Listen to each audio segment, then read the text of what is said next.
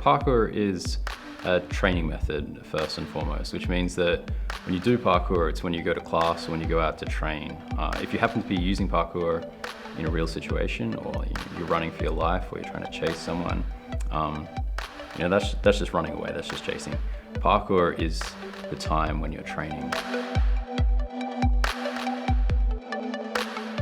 Yeah, so within the training, we aim to overcome obstacles. So first and foremost, we train to overcome physical obstacles like walls, drops, and vaults. But as well as that, we train to overcome mental obstacles, a big one of which is fear.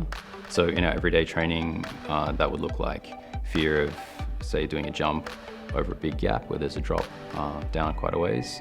But the skills we learn in those sort of situations apply to overcoming fear in other more everyday situations. So the phrase être fort peut être utile is a French motto that we apply to parkour, but it actually comes from a much older French physical education system, the natural method, or habitism, that was created by a French naval officer called Georges Bert. Basically, the phrase in English means to be strong, to be useful, and he adapted it as his personal motto. And it's been taken up in parkour as well. And basically it's the reason behind our physical training, like the moral reason. So we're not training to be strong just to show off or to do cool stuff, or we're not training to, as I often hear as an instructor, to run from the cops. We're training to be of use to our community, so the people around us, the world around us. For most of us, that means we volunteer our time to teach other people parkour, but also means we're training to be ready in an emergency situation if we need to reach somewhere quickly to help someone out. There definitely is some confusion in the media as to what parkour is and what freerunning is and what the difference is.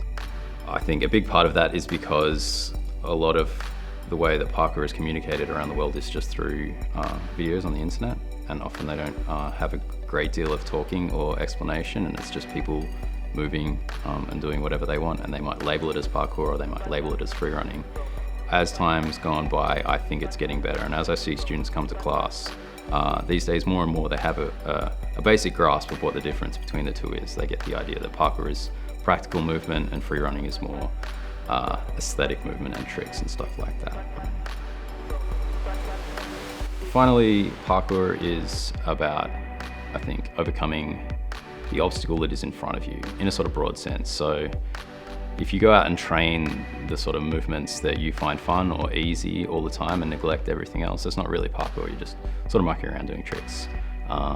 You've got to train the hard stuff and the grueling stuff and the stuff that sometimes you don't want to do as well, so that you're prepared to overcome whatever obstacles are thrown at you at any given time.